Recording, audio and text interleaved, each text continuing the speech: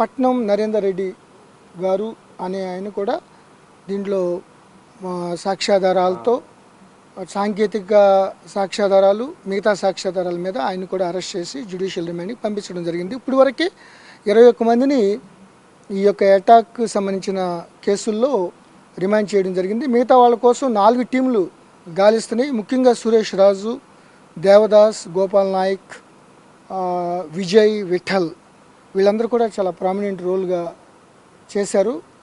దీంట్లో మా యొక్క ఇన్వెస్టిగేషన్ ఈరోజు వరకు జరిగిన ఇన్వెస్టిగేషన్లో సాంకేతిక పరంగా మిగతా ప్రత్యక్ష సాక్షులు పరోక్షమైన అనాలిసిస్ అన్నీ కూడా చేసిన దాన్ని బట్టి 42 మంది ఫస్ట్ మేము ఐడెంటిఫై చేసిన దాంట్లో 19 మందికి ల్యాండ్ లేదండి. 19 మంది ఈ యొక్క టీజీఐఐసి ద్వారా ఎక్విజిషన్ కోసం కలెక్టర్ గారు, కడా స్పెషల్ ఆఫీసర్ గారు, అడిషనల్ కలెక్టర్ గారు ఏదైతే పబ్లిక్ ఒపీనియన్ కోసం చెప్పారో 19 మంది ఈ యొక్క దాడిలో పాల్గొన్న 19 మందికి ల్యాండ్ లేకపోవడం కానీ, లేకపోతే 1-2 ఎకరాలు ఉన్నా కూడా వాళ్ళు దే ఆర్ నాట్ లూజింగ్, ఆ యొక్క నోటిఫికేషన్లో వాళ్ళు లేరు. సో సంబంధం లేకుండా వచ్చారు వాళ్ళు. అన్నిటికన్నా మించింది ఏంటంటే ఎవరైతే ఈ మహేష్, సురేష్ రాజ్ అనేవాళ్ళు మెయిన్గా దాడికి కలెక్టర్ గారిని ఒక ట్రాప్ లాగా తీసుకుని వెళ్ళాడు, అతను కూడా they are not losing land. Suresh Raju కానీ వాళ్ళ బ్రదర్ ఈరోజు అరెస్ట్ చేసిన మహేష్ కానీ వాళ్ళు ఈ యొక్క నోటిఫికేషన్ టీజీఐసి ల్యాండ్ ఎక్విజిషన్లో భూమి కోల్పోవడం లేదు. అసలు ఆ నోటిఫికేషన్లో వీళ్ళది లేదు. 2-3 ఎకరాలు 3 ఎకరాలు ఎంత ఉందని చెప్తున్నారు కానీ బట్ అది దీంట్లో లూజ్ అవ్వట్లేదు. అయినప్పటికీ వాళ్ళు వచ్చి కలెక్టర్ గారిని ఏదో మాటలు చెప్పి తీసుకెళ్ళడం అనేది మేము ఏదైతే ముందు నుంచి అనుమానిస్తున్నామో ఇది ఒక ముందస్తు ప్రణాళిక కుట్రలో భాగంగా వీళ్ళు కావాలని చేయడం జరిగింది. అదేవిధంగా లగచర్లలో మేము ఇన్వెస్టిగేషన్లో ఫస్ట్ 57 మందిని అదుపులో తీసుకున్నాం. వాళ్ళందరినీ ఎంక్వైరీ చేసి మొత్తం సోషల్ మీడియా కానీ ఇటు వీడియోగ్రఫీలో చూస్తే మెజారిటీ పీపుల్ లగచర్ల వాళ్ళు ఫార్మర్స్, వాళ్ళకి సంబంధించిన వాళ్ళు దీంట్లో ఈ దాడిలో పాల్గొకపోగా దాడి చేస్తున్న వాళ్ళని నిలువరించారు. వాళ్ళు ఇట్లా కరెక్ట్ కాదు, కలెక్టర్ గారి మీద ఇట్లా పోలీసుల మీద దాడి చేయడం కరెక్ట్ కాదని.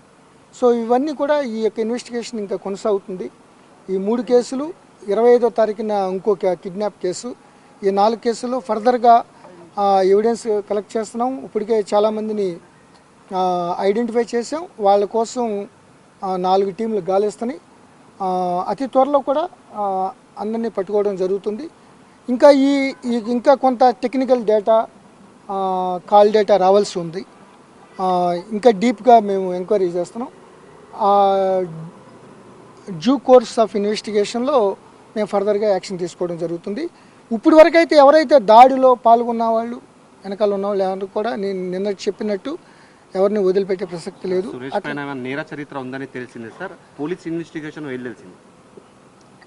అతను ఎప్పుడో చాలా మైనర్గా ఉన్నప్పుడే అంటే చదువుకున్నప్పుడే ఏదో రేప్ కేసులో ఉన్నాడు, అది మేనేజ్ చేశాడు అనేది వెరిఫై చేస్తున్నారు. ఎందుకంటే ఒకసారి రేప్ కేసులో ఎఫ్ఐఆర్ అయితేనే అతను ఆ రికార్డ్స్ క్రైమ్ రికార్డ్స్లో ఉంటుంది. So nobody is telling. But అతను కానీ దేవదాస్ కానీ వాళ్ళు ఇక్కడ ఉండకోకుండా మొన్న వచ్చి ఇన్వెస్టిగేషన్లో చాలా చాలా కీలక పాత్ర వహించారు. సో సార్ నరేందర్ రెడ్డి దీంట్లో ఈ కేసులో పూర్తిగా బాధ్యత మీరు అనుకుంటున్నారా? అసలు నరేందర్ రెడ్డిని అరెస్ట్ చేయడానికి ఏమేమి కారణాలు మీ దగ్గర దొరికినాయి సార్?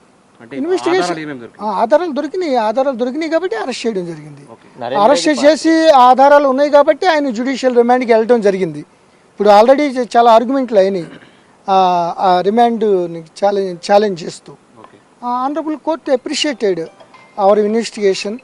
వాట్ ఎవర్ సాంకేతికంగా కానీ సాక్ష్యాధారాలు కానీ ఉన్నాయి కాబట్టి ఆయన జ్యుడిషియల్ రిమాండ్కి పంపించడం జరిగింది. అంటే మెయిన్గా కుట్రదారులు ఎవరు అనుకుంటారు, ఎవరు చేసే ఇప్పుడు వరకు ఈ రోజు వరకు నిన్నటి దాకా మన సురేష్ అనుకున్నాం.